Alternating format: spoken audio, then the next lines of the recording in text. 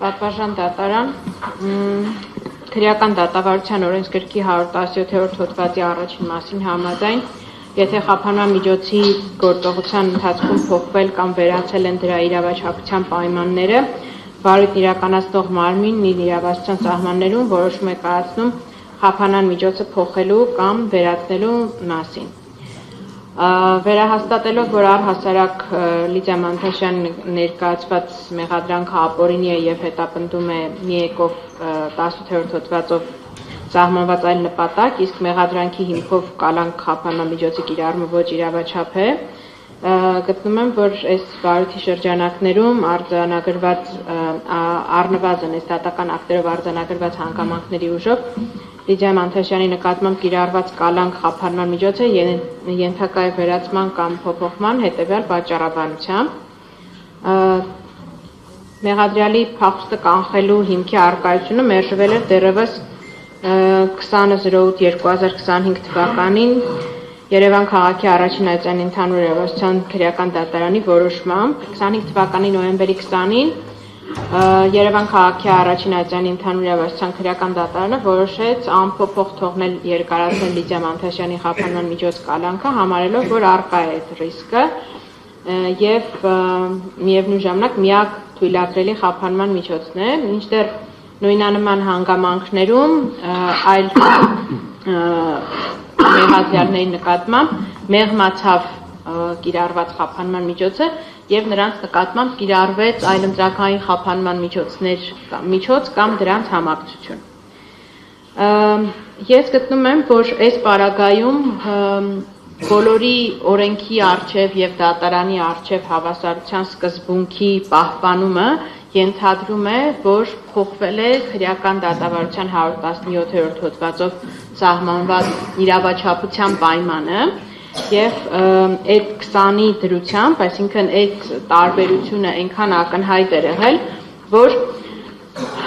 գրեթե ամբողջ հանրապետությունը սկսեց խոսել Լիդիա Մանթաշյանի կալանքի մասին։ Ես փորձեմ իհարկե ում արձագանքը չեմ թվարկի թողի, ուզեմ արձանագրեմ մարդու իրավունքների պաշտպանի մտահոգությունը այս բանի նկատմամբ, որ պահպանելով կոնկրետ գործով դատարանի գործունեությանը չմիջամտելու պահանջը, այնուամենայնիվ հարկ է համարում եւս մեկ անգամ ընդգծել, որ կալանքը որպես խափանման միջոց կարող է ընտրվել միայն բացառիկ դեպքերում, երբ այլընտրանքային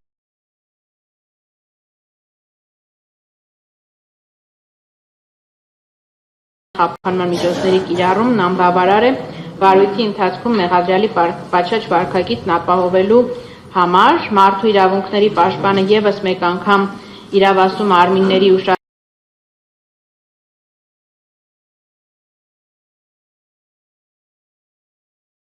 է հրավիրում նշված հարցին, հաշվի առնելով, որ կալանքի ինստիտուտի չարաշահումը կարող է լրջորեն վնասել քրեական արդարադատության ամբողջ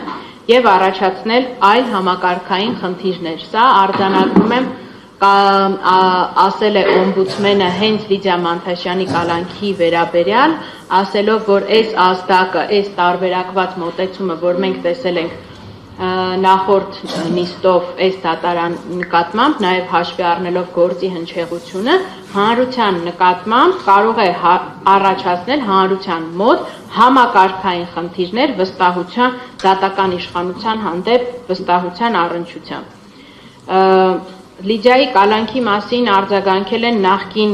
մարդու իրավունքների պաշտպանները Լարիսա Ալավերդյանը, Արման Թաթոյանը,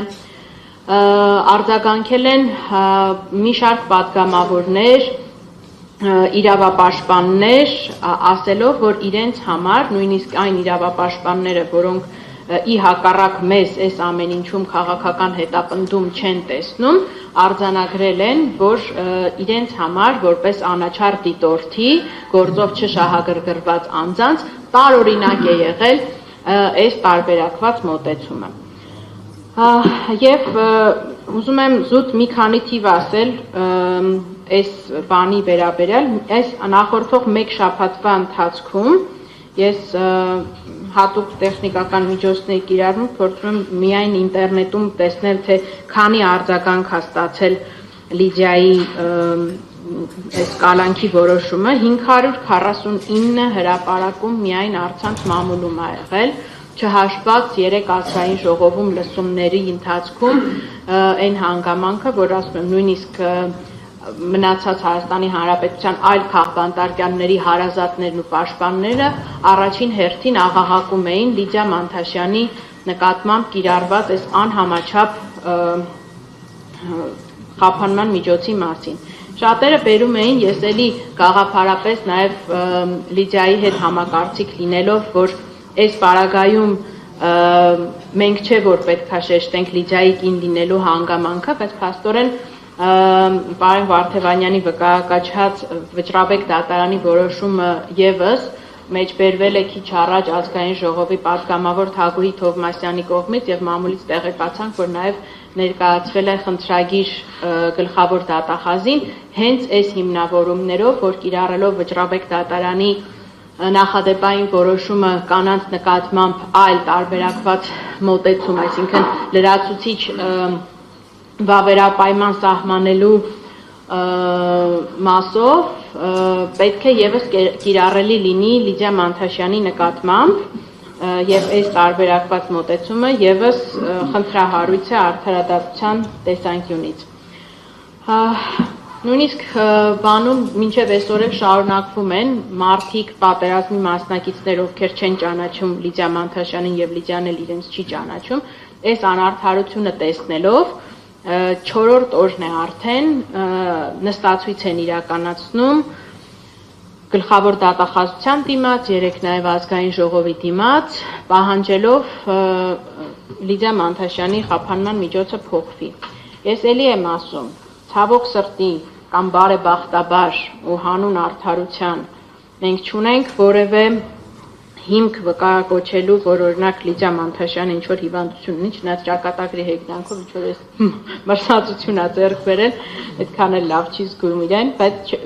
այսինքն բժշկական փաստաթուղթ չունենք էլի գրիպի համար ներկայացնելու։